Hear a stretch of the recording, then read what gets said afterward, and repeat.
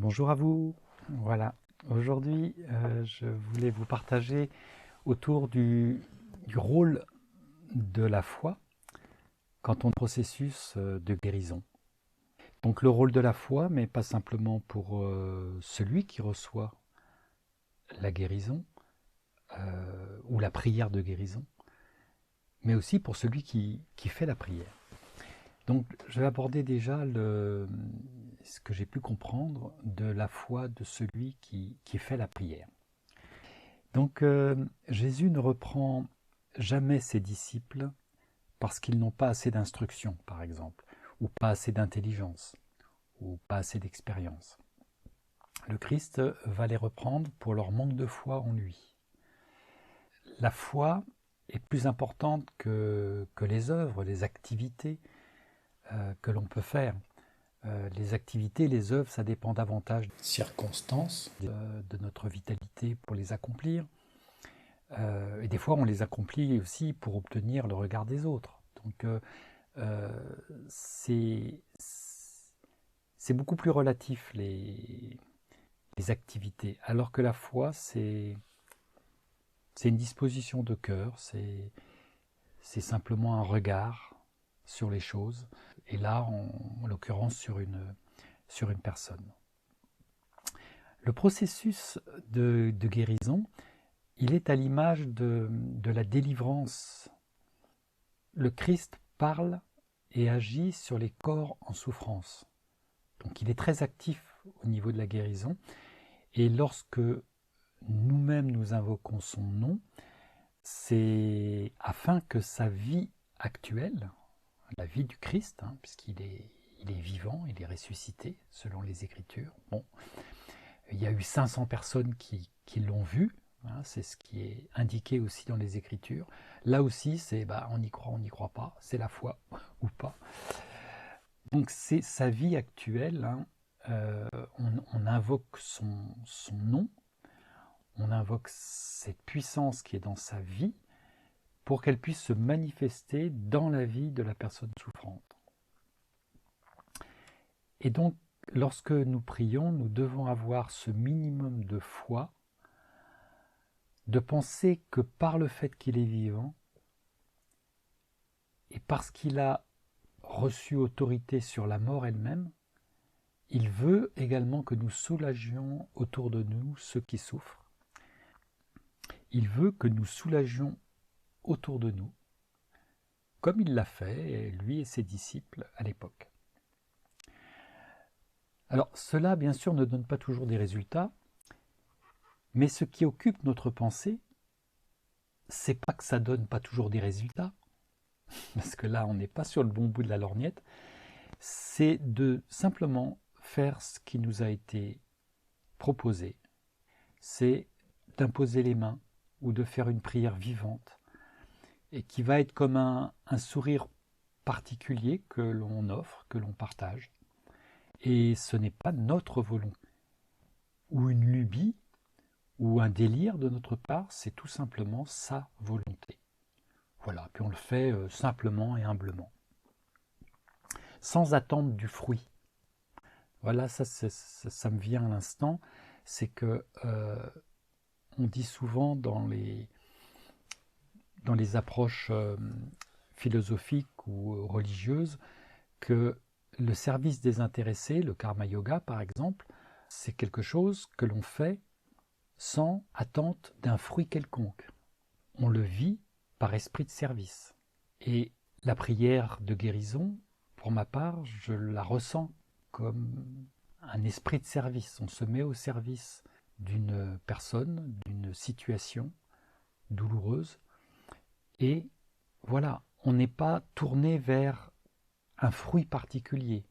On espère que le meilleur arrive. Mais on ne sait pas quel est le chemin que prendra la guérison à l'intérieur de la personne. Et ça ne nous appartient pas. Et donc, le fruit est hors de notre portée. Il y a ce texte donc de l'évangéliste Marc où il est dit « Allez dans le monde entier, proclamer la bonne nouvelle à toute la création ». Et puis plus loin, ils poseront les mains sur les malades et ceux-ci seront guéris. Voici les signes qui accompagneront ceux qui auront cru. En mon nom, ils pourront chasser les démons, parler de nouvelles langues, etc., etc. Et ils poseront les mains sur les malades et ceux-ci seront guéris. Le Christ nous appelle à la foi pour apporter de la lumière, de la bienveillance. Comme il l'a fait, ne pas juger la femme adultère, mais soulager la souffrance humaine. Il dit lui-même qu'il n'est pas venu pour juger, justement, pour juger le monde. Allusion à la loi de Moïse qui durcit, qui a été tordue par les pharisiens, et c'est cette loi qui a tendance à être jugeante et qui a été reprise par l'histoire de l'Église parce qu'elle pouvait être un moyen de coercition, un moyen de pression, de manipulation politico-religieuse, on va dire. Donc le Christ, il n'est pas venu pour juger le monde. Il le dit lui-même, je ne suis pas venu pour juger, mais pour le sauver. Le sauver de quoi? De sa condition. La condition humaine est par nature difficile. Elle est souvent injuste, elle est cruelle, douloureuse. Et si ce n'est pas pour nous-mêmes, ce sera pour d'autres personnes qui nous entourent ou qui sont au loin dans d'autres pays. Maintenant, aussi, si cette guérison miraculeuse devait s'obtenir par de l'argent ou par un travail quelconque, certains seraient privilégiés. Et ça, ce n'est pas dans le caractère du divin, qui s'adresse au monde et non à quelques-uns qui auraient de l'argent ou qui respecteraient scrupuleusement la loi, par exemple. Donc, guérison miraculeuse, bien sûr, est associée davantage à un acte gratuit de la part de celui qui accomplit une prière, autant que de la part de celui qui reçoit la guérison. C'est un acte gratuit, non pas qu'il est anodin, mais il n'y a pas de fruit attendu de notre part. Le fruit ne nous appartient pas. Je vais vous lire maintenant quelques passages où l'on remarque l'attitude de Jésus face à cette question. Il y a par exemple Jésus qui rencontre un centurion. Ça c'est dans Luc au chapitre 7. Après que Jésus eut achevé tous ses discours devant le peuple qui l'écoutait, il entra dans Capernaum.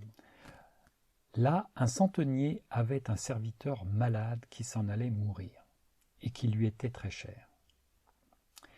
Ayant entendu parler de Jésus, il envoya vers lui des anciens des Juifs pour le prier de venir et de sauver son serviteur. Eux donc, étant venus vers Jésus, les anciens des Juifs, le priaient instamment, disant « Il est digne que tu lui accordes cela, car il aime notre nation, et c'est lui qui nous a bâti la synagogue. » Et Jésus donc s'en allait avec eux, mais comme il était déjà pas très éloigné de la maison, le centenier envoya vers lui des amis pour lui dire, donc dans un premier temps, le centenier envoie des anciens, après quand il s'aperçoit que Jésus approche, il envoie des amis pour lui dire « Seigneur, ne te fatigue point, car je ne suis pas digne que tu entres sous mon toit. C'est pourquoi je ne me suis pas non plus jugé digne d'aller moi-même vers toi. Mais dis une seule parole, et mon serviteur sera guéri. Aussi, je suis un homme placé sous autorité. J'ai sous moi des soldats. Et je dis à celui-ci, va, il va. Et à un autre, je dis, viens, il vient. Et à mon serviteur, fais ceci, et il le fait. » Alors Jésus, en ayant entendu ces paroles, l'admira. Et se tournant vers la foule qui le suivait, il a dit, « Je vous dis que même en Israël, je n'ai pas trouvé une si grande foi. » Et ceux qui avaient été envoyés, étant retournés à la maison, trouvèrent le serviteur en bonne santé. Donc voilà, ça, c'est un exemple de foi. Il y en a plusieurs, à chaque miracle de Jésus, il y a un exemple de foi. Celui-là est assez particulier. Alors pour les autres exemples de guérison de Jésus, je préfère peut-être le faire dans un autre sujet, mais simplement pour vous dire que ça va arriver que Jésus guérisse les malades qu'on lui apporte, tout simplement. On amène des malades près de lui, il impose les mains et il les guérit.